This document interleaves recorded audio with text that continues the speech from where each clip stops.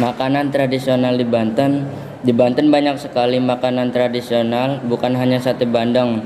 Makanan tradisional yang ada di Banten selain itu adalah ketan bintul, rabeg, germasem, dan masih banyak lagi. Kali ini kelompok kita akan menjelaskan tentang ketan bintul dan sambal burok. Tolong disimak baik-baik ya. Apa itu ketan bintul? Ketan bintul adalah makanan khas Banten berbahan ketan dan taburan serundeng sejenis kelapa parut yang disangrai dengan rempah-rempah. Bisa pula disajikan dengan gulai kambing atau semur daging. Ketan bintul dapat dijumpai di pasar-pasar tradisional atau di toko-toko kue. Sejarah ketan bintul. Ketan bintul sudah ada sejak abad ke-16 dan menjadi menu berbuka puasa Sultan Maulana Hasanuddin. Ketan bintul pun menjadi makanan jamuan untuk tamu kerajaan. Pada zamannya, dalam setiap kunjungannya, Sultan Maulana Hasanuddin meminta untuk dihidangkan ketan bintul. Nilai filosofi ketan bintul. Beras ketan sebagai bahan dasar pembuatan ketan bintul memiliki nilai filosofi kerakatan yang artinya melekatkan. Ketan yang memiliki sifat saling lengket diartikan sikap persatuan dan persaudaraan. Ketan memiliki nilai filosofi kedekatan dengan sesama manusia, baik dengan saudara, teman, atau kerabat. Cara pembuatan ketan bintul. Bahan-bahannya 250 gram beras ketan, 125 ml santan kental, 65 ml santan instan ditambah air, 1 lembar daun pandan, 1 sendok teh garam, 1 sendok teh gula pasir, dan 4-5 sendok makan kelapa parut. Cara pembuatan ketan bintul. Bahan-bahan serundeng: 1/2 butir kelapa parut, 3 siung bawang merah, 2 siung bawang putih, 2 lembar daun jeruk, 1 batang serai, 1 SDM garam, dan 1 SDM gula merah. Sisir sesuai selera. Cara pembuatan ketan bintul. Cara membuat: cuci bersih beras ketan, rendam 2-3 jam, lalu kukus selama 20 menit. Setelah 20 menit, angkat beras ketan, lalu itu campur dengan kelapa parut dan tumbuk halus di baskom dan ulekan dapat dilapisi plastik. Serundeng. Campurkan kelapa parut dengan bumbu halus, sangrai bersama serai dan daun jeruk. Setelah kecoklatan dan terasa ringan diaduk, tambahkan gula dan garam, koreksi rasa. Cara penyajian ketan bintul. Ketan bintul disajikan dengan cara dipotong persegi atau dibentuk bulat-bulat, diberi taburan serundeng, lalu dibungkus dengan daun pisang. Daun pisang yang digunakan adalah daun pisang yang telah dilayukan dengan cara dibolak-balik di atas air yang mendidih. Setelah daun layu, dibersihkan dari air yang menempel lalu digunakan untuk membungkus.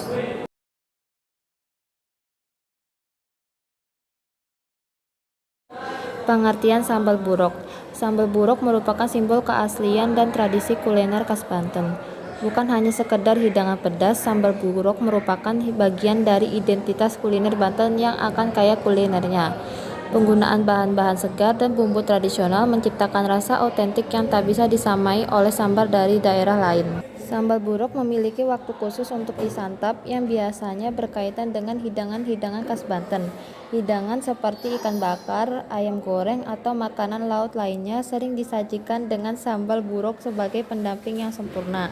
Biasanya sambal burok lebih sering ditemui selama acara-acara khusus, pesta, dan perayaan tradisional di Banten. Sejarah sambal burok. Sambal burok memiliki sejarah panjang di daerah Banten.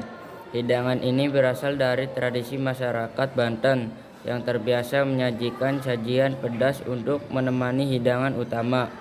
Nama burok sendiri berasal dari bahasa Sunda yang berarti pedas, yang sesuai dengan karakteristik utama sambal burok ini. Nilai filosofis sambal burok.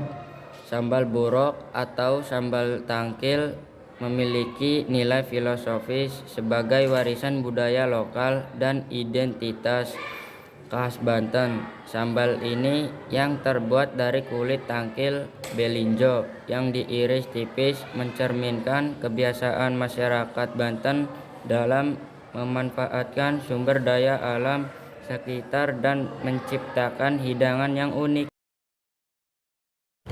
Keunikan sambal buruk yaitu tidak mudah dijumpai di restoran dan rumah makan, sebab sambal ini bersifat sambal rumahan.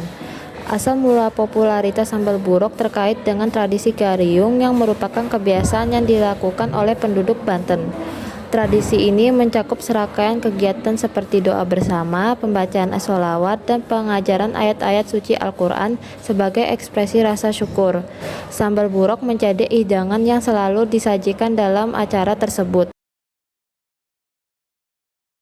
Sambal buruk khas Banten. Bahan-bahan: 1 papan pete, 5 buah cabai hijau, 50 gram teri Medan goreng, bumbu halus, 5 butir kemiri, 4 siung bawang putih, 5 siung bawang merah, cabai rawit secukupnya, 1 SDM terasi matang. Bahan lain: 1 batang serai, 2 ruas besar sangrai. Berikut cara memasaknya. Haluskan bawang putih, bawang merah, kemiri, jahe, cabai merah keriting, dan terasi. Lalu tumis hingga harum dengan daun salam, serai, dan lengkuas. Setelah itu tambahkan kulit melinjo yang sudah dicuci bersih, lalu diiris sesuai selera. Aduk sebentar, lalu tambahkan irisan cabai hijau dan pete. Setelah itu tambahkan garam, gula, dan penyedap rasa sesuai selera.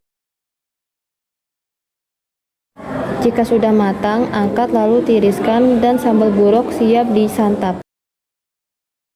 Kesimpulan ketan bintul.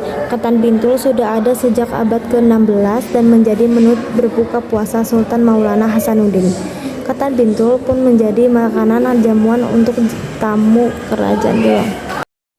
Kesimpulan, sambal buruk merupakan bagian penting dari tradisi kuliner dan budaya masyarakat Banten.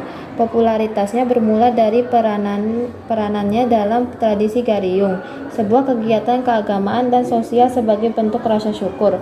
Sambal ini tidak hanya dikenal karena cita rasanya yang pedas dan autentik, tetapi juga karena nilai simbolisnya sebagai warisan kuliner khas Banten. Biasanya disajikan pada momen-momen khusus bersama hidangan tradisional seperti ikan bakar atau ayam goreng. Sambal buruk menjadi pendamping yang memperkaya pengalaman kuliner dalam berbagai perayaan dan acara adat.